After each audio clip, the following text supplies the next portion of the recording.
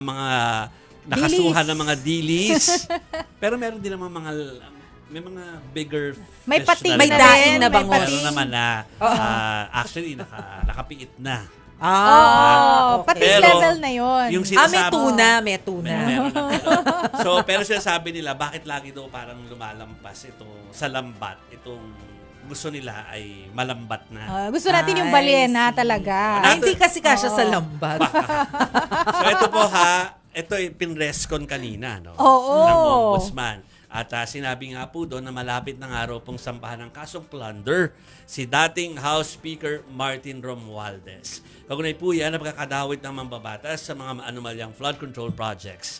Ayon po kay Ombudsman Boying Remulla, nakatakda raw sumailalim sa preliminary investigation ang isasampang kaso kay Romualdez. Sasailalim rin sa preliminary investigation sina Tarlac 2nd District Representative Maria Cristina Angeles at Uswag Party List Representative Jojo Ang sa conflict of interest. Susunod na rin daw sa mga susunod na linggo kakasuhan at maaaring makasuhan sa mga susunod na linggo sina CWS Party List Representative Edwin Garjola at dating Pampanga 3rd District Representative Dong Gonzales.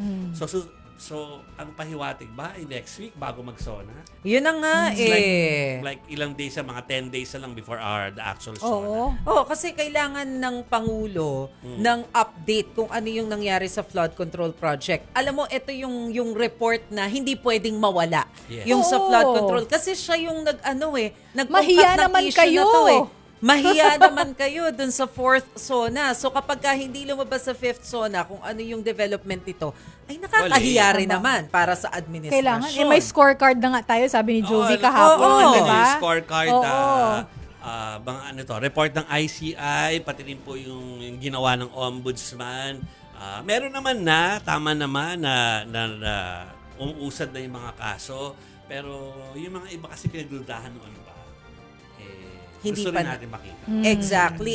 Ultimo nga yung isa sa key players na si Zaldico. Hindi pa rin natin alam kung nasa saan na ngayon. Pero Correct. hindi kayo namin nakakalimutan. Oo, natukoy na minsan na tumawid ng Germany to Prague. Ay, baliktad, Prague to Germany. So, pero nawala pa din. So ito ay kumbaga hindi malapalos, gano'n. Yun. Parang hirap Palos, hulihin. Bakit ang naisip ko hito? Parang hito, madulas na Madulas hito. na hito Correct, eh, correct. di ba? Hindi mo mahahawakan ng Correct, gusto. correct.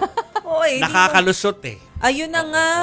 Nagpupumiglas. Ay, Oh, exactly. yun. Malupit magpumiglas. So, Yes. yan po yung mga binabantayan natin kasi sila naman na nag-ungkat niya. Correct. Oo. So, we'll see. Tama naman na mag-deadline sila. Nakakahiya po kung magsosona. Sa mismo araw ng SONA ay walang big fish. Ay, pero ito naman Okay. ang iniisip ko. Kung sakali naman, kung sakaling hindi matuloy yung pagsasampa ng kaso o kung makasuhan man pero hindi naman na-aresto, mag-attend kaya yung mga yun sa SONA? Naku, baka doon sila arestuhin. Ay! Aba, ibang level ng serye yan, Teka muna, sa haba ng checklist ko, nakita mo naman siguro, nasilip na siguro ni Chiki yung checklist na pinakita ko sa briefer. Baka wala na nakaupo sa harapan masyado ng Pangulo. Hala! Naubos na. Oo, sa dami ng blank.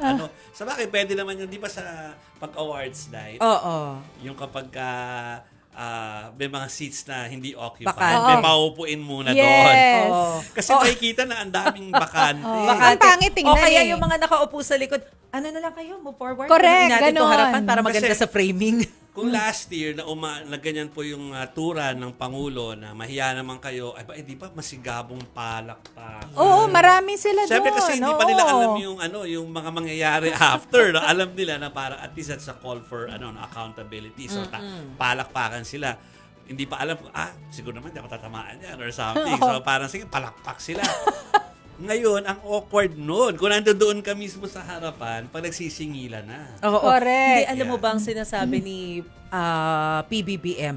Kung tama yung pagkaalala ko, sa Japan niya to sinabi, na parang ang problema daw kasi ngayon din, yung culture talaga ng mga politiko, na pagka halimbawa na booking mo na-involve ka dito, parang meron pa rin silang mindset na, hindi, deserve ko to. Ay. Yung ganon, parang meron daw thinking na na hindi, kailangan may portion ako dito at walang mali doon. Yeah. So yung ganong klase ng thinking na, ay, something's wrong with you, but ganyan ang pananaw mo? Yes. Hindi ba? Kaya ako naman pinipredict na baka kailangan ng mga seat fillers sa dating na zona. Kasi kung ikaw ba, parang kasama ka doon sa mga listahan, dadalo ka pa ba doon? Ay, si Senator. Kung biglang i-flash yung mukha mo habang nagsisingilan. Ay, nakakahiya naman Oo. yun. Correct. Si Senator Bato nga, hindi pa siya sure kung may arrest warrant na siya, nawala na siya eh. Oh, Diba? safe place si Senator Bato. Oo. Di natin alam. Baka nga hindi magdatingan. Let's see. Let's Tingnan po natin yan. We go to our mobile journalist, Arles de los Santos. Hi, Arles. Hi, Good Arlen. evening, Arles. Yan, walang facial hair. Walang facial hair. Malinis. Clean cut si Clean Arles. cut yan, clean cut. So, Arles, ano ba ang sabi namin, dilis tsaka balyena? Talaga bang may balyena ng mahuhuli? Ikaw rin na nag-ICI for us, di ba? Alam mo na may mga nasa listahan na hinihintay tayo talaga na makasuhan. So, posible na ba talaga na merong big fish next week? Jovic Chiqui at Mase, ayon kay Ombudsman Boyeng Rimulya, baka raw hindi umabot sa State of the Nation Address si Pangulong sayang. Bongbong Marcos yung mga hinihintay nga na umano yung mga malalaking isda o mga opisyal ng pamahalaan na may kaugnayan nga sa flood control scandal ng ating pamahalaan. Kanina ay nilinaw ng Office of the Ombudsman na sa parte pa lamang ng fact-finding investigation ay tumatagal na yan ng 60 days maximum. And then bago umabot ng preliminary investigation kung saan doon na magkakaroon ng pagkakataon yung akusado or yung nirereklamo na sagutin yung mga alegasyon na laban sa kanya. Then later on, pagtitimbangin nga yan ng Office of the Ombudsman bago pa formal na umabot sa ating mga lokal na hukuman. Kagaya na lamang ng RTC or kung mataas ng salary grade, nasa Sandigan Bayan naman, didiretso. And so far, itong kay Representative Martin Romualdez nga na talagang pinakaabangan din ng ating mga kababayan, baka nga raw matagal-tagal talaga yung ihintayin dito. Pero dahil daw yan, maraming mga dokumento at impormasyon na kinakailangan, ikinumpara niya pa nga yan doon sa Farmally, na kung saan kailan lang umusad yung kaso sa Sandigan Bayan dahil nga may mga papeles pa rin na hinihintay at syempre kailangan pa makipagtulungan. And narinig natin noong nakaraan, kinuha na yung mga affidavit ng ilan sa Maleta Boys and then yung kay Secretary Manuel Bonoan na baka raw makatulong din sa grandest case nga raw o yung conspiracy to defraud the public treasury. So yung mga ganyang kaso, though meron naman mga iba pang mambabatas na pumasok na rin ng preliminary investigation kaugnay naman doon sa umano'y conflict of interest. Okay. Arles, yung sinasabi mo na medyo matagal-tagal pa yung gagawing paghahanda ng kaso laban kay dating House Speaker, gaano katagal yun?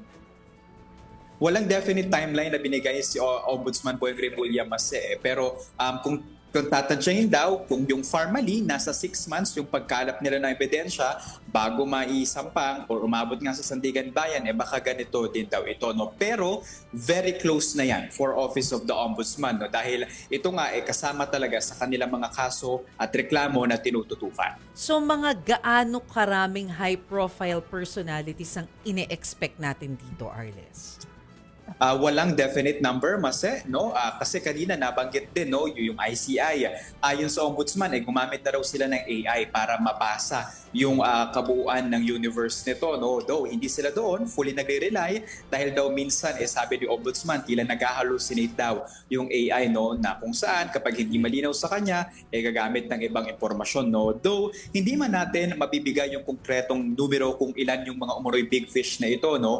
Tuloy-tuloy naman daw ang preliminary investigation doon kay Senator Chis Escudero, kay Senator Joel Villanueva at kabukod dyan, di man din wala ring deadline na ibinigay dito, though giniit ng Office of the Ombudsman na wala sila umunong sinisino at tuloy-tuloy lamang ang kanilang trabaho sa pagpapanagot. At kanina nabanggit nga yung habang papunta daw dito sa Office of the Ombudsman si Rimulya, binasa niya daw yung libro na No Limit Tangere at El Fili, doon na kung saan nga dapat daw ma-realize na ng publiko yung pagkapukaw sa mga nangyayari sa bansa daw at syempre yung mga kontratista din daw umano ng mga mambabatas dapat hindi na raw makiparte o makibahagi sa lokal na pamamahala no kung may conflict of interest lang din naman dahil pansarili lamang daw nila ng mga kapakanan at mga negosyo yung kanilang mas isusulong kaysa nga doon daw sa paglilingkod sa bayan. Okay? Okay, sige. Maraming salamat, Arles de los Santos. Thank you, Arles. Happy weekend. Gusto ko rin ang libro ng Noli at saka ng El Fili kasi yung kopya ko nung high school na High ondoy. school, oo. Oo, Ako, kaya hindi ko na nawalan ako nakikita. ng kopya na Gusto ko na ng ondoy. gusto ko rin nung collectors Diba? na, Yung hard. hardbound. Yeah. Okay, marami tayong leksyon na kukuha doon eh. Yes! Totoo lang. Na-applicable sa Until oras now. natin ngayon, Very ano? political kasi. Pero yung Noli, Yes. gusto ko rin yung love story doon. Yeah, isa pa yan. Isa pa yan. Oo. Ako yung mga gawi, yung mga hindi na pinapractice ngayon sa mga piging, Oo. fiesta. mga Correct. ganyan. So, yun, Yung mga alipin sa interesting. gigilid, Correct. 'di ba? Na talagang Sa hindi gigilid, makapasok oh. doon sa mesa area, dapat nandun ka lang talaga sa gigilid. Yung pakikialam ng mga Grabe. ng religion. Yan. Yung mga Maria Clara na wala na ako nakikitang Maria Clara ngayon. Ay, Dito sa hindi na- Pilipinas. Sorry, hindi rin ako masyadong fan ni Maria Clara. Ano ba? Mas fan Pa-victim ako ba? ni Sisa. Di ba? Mas fan ako ni Sisa. Oo. Oo. Ay, Okay. basahin nyo ulit. Maiisip nyo kasi bakit ganun. Yes, Oo. yes.